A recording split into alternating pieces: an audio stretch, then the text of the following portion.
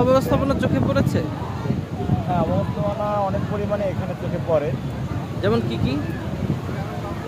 যেমন এই ওঠানামার জায়গাগুলো এখানে ইমপ্রুভমেন্ট দরকার, সিঁড়ি দরকার। তারপরে সাইডের রাস্তাগুলা, এরপরে গাড়ির পার্কিংয়ের একটা ভালো জায়গা দরকার এবং এখানে হোটেলগুলোর একটু উন্নতি দরকার। তাদের একটা কম দরকার, সমিতি টাইপের, মানে সবাই কিন্তু একটা রেট নির্ধারণ করে যে সবসময় এক একটা সিজনে এক এক রকমের রেট নেয়, কখনো ঠেকাই নেয়, কখনো বেশি নেয়। এই জিনিসগুলো দরকার, অনেক অনেক কিছু দরকার আছে এখানে।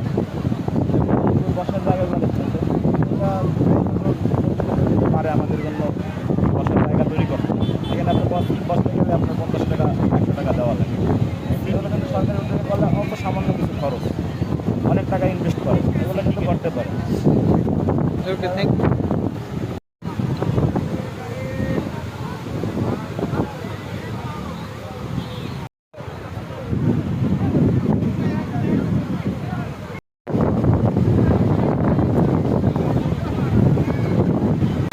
আমরা আসছি কুয়াকাটাতে।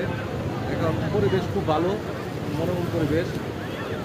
অনেক লোকজন আসছে, আগের থেকে অনেক উন্নত হয়েছে। পরিবেশও ভালো, পরিষ্কার, কোনো সমস্যা নেই। খুব আনন্দ করতেছে, উপভোগ করতেছে ঘুরে।